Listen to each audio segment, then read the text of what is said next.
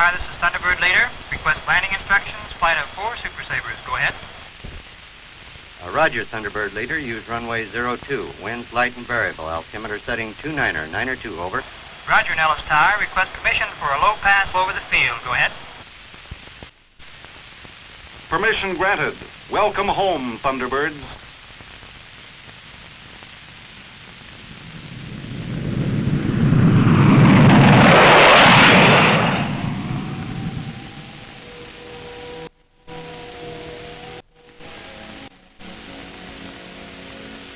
You never quite get used to the contrast, do you, Sabre?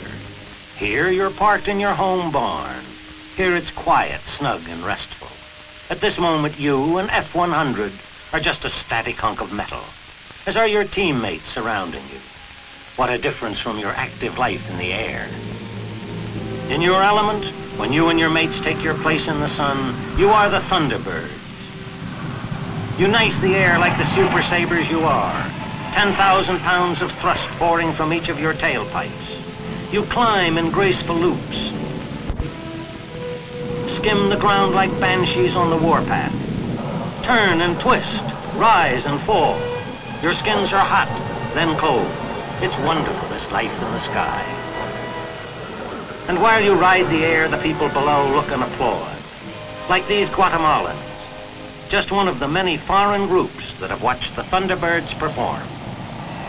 Then, all too soon, it seems, the men who fly you bring you down. Another show is over. Sometimes, like frisky colts, you don't want to stop moving. Then the reins are hauled back and a chute, like a restraining sea anchor, brings you up short. Yes, Sabre, while you like it best in the air, you also have to admit that you like the admiration of people, especially the kids. And once in a while, Robbie, that's the lead pilot, lets one of the kids climb up and peek into his cockpit.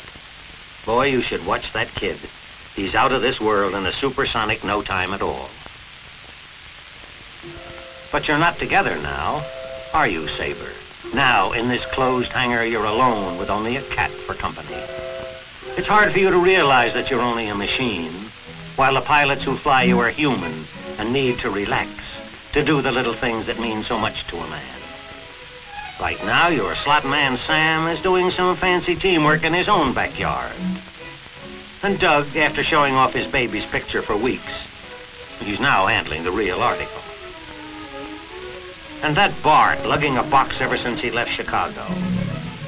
Wonder what's in that box. Whatever it is, it better be 4 of a kind. And Robbie, he was the guy who was going to relax and have himself a ball. He's having a ball, all right. It's morning, and things are beginning to stir. Sabres, time for action stations. Hey, Sarge, forget all that poking and prodding. Never mind the rub down either. Sabre says he's fine, in the pink. It's hard to imagine why anyone bothers talking to this guy. Never pays any attention. His only concern is keeping the planes flying, which I guess is the way it should be. Incidentally, to give you an idea of the caliber of this kind of maintenance, not one show in over 400 has been canceled due to mechanical trouble.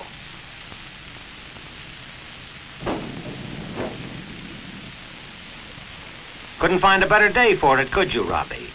Ceiling unlimited, visibility unlimited, a few clouds to play around in. That's right, give them a full load of that JP4 juice. They got a lot of flying to do. It may be of interest to know that even after months and months of arduous training and practice, the men always get together for a final briefing before going into the air.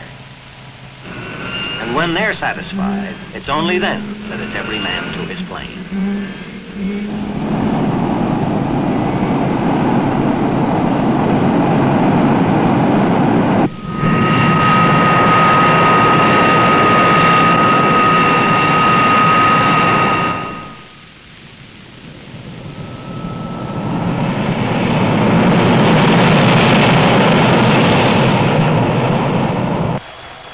This little corner of America over which the Thunderbirds will fly today is half raw nature and half a monument to man's mastery over his environment. This is the country of the Grand Canyon, Death Valley, Mount Whitney.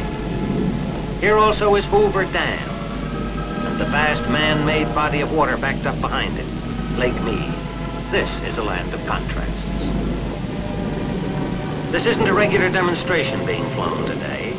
It's a practice session to see if the Thunderbirds can better some of their maneuvers. They do this once or twice a day for practically 365 days a year. Nothing new has been added. It's just the idea that practice still makes perfect. We'll start right off with a bang. I should say boom. Sonic boom.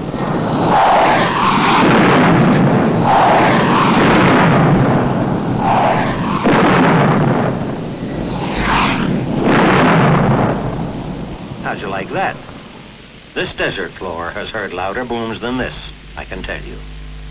Actually, the Thunderbirds only produce sonic booms on special occasions and over areas declared safe and clear. Now that we've proven the Thunderbirds can operate faster than sound, watch them make a cloverleaf turn. Up they go on a power climb. Up and up, changing over. Then over the top, rolling 90 degrees. Floating across the top.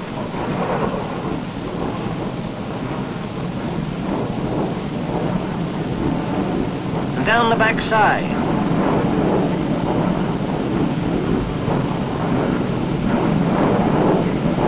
And then playing the deck. Before the Thunderbirds do another maneuver, I want to point something out. Notice how close together they are when they move into a diamond formation. This is a real tight maneuver. Actually, their wingtips overlap 3 feet and are separated vertically by a scant 5 feet, only broomstick clearance. So you will know how the Thunderbirds achieve this precision. I'm going to let you in on one of their trade secrets. The pilots do it by watching the lead plane. It's aerial follow the leader, that's what it is. Watch how this works when they do a roll. Here they come in a diamond formation. Now the lead plane's left wing drops. The others follow suit. They're over on their backs, and on around, still maintaining the diamond. But while the Thunderbirds take most of their cues from watching each other, they don't operate in dead silence. The leader talks his men into a feel for the maneuver they're performing. It's like a director coaching his players. Listen to Robbie on the next couple of maneuvers. Okay, Thunderbirds, let's do a loop. We'll play the deck. Nose coming up. Okay, in with the pull.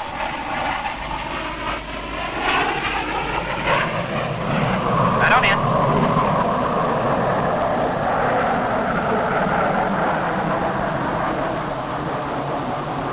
Topping the loop now, ease it off. Let it float a little.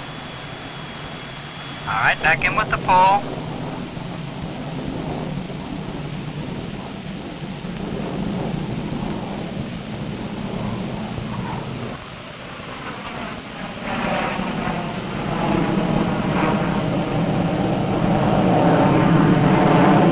Now let's ease it off and play the deck.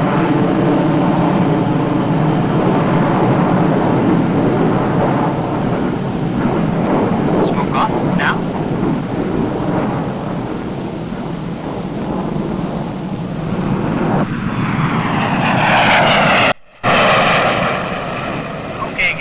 In-trail roll. Right on up with the nose. And rolling. Let's make this a good one. Let it float across the top. Now ease it off and we'll play the pull out.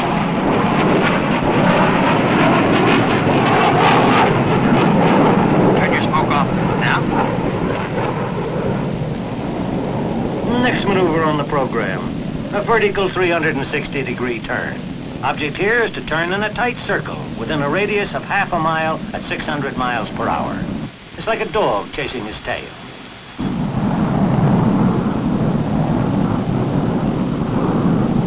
It may not look it, but this is one of the hardest maneuvers the Thunderbirds perform. G-forces 4 or 5 times normal are exerted on the men.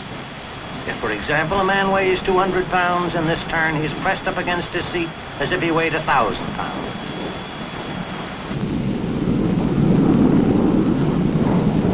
The tighter the turn, the more the G-force.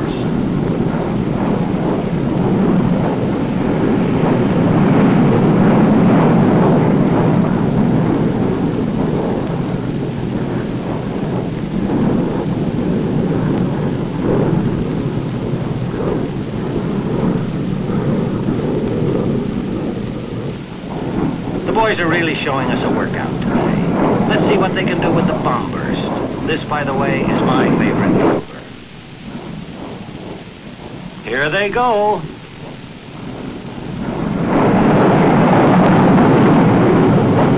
They break away from each other while climbing straight up. And separate to the 4 points of the compass. Then, diving toward the ground, they cross head-on at speeds up to 600 miles per hour or at a closing rate of 1,200 miles per hour. I'm coming back on the power. I'm right with you, Robbie. You're riding a little low, Sam. Okay, Chief. Pulling up to your level.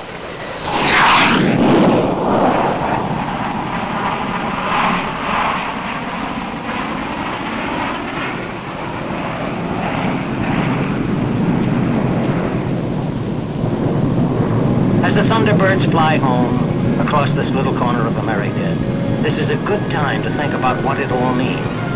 This business of air power. It's the Robbies, the Dougs, the Sams and Barts. It's the men of the Air Force that add up to the big deterrent effect we have on any would-be aggressor. Sabre, I and all of America salute the men who fly you and your kind.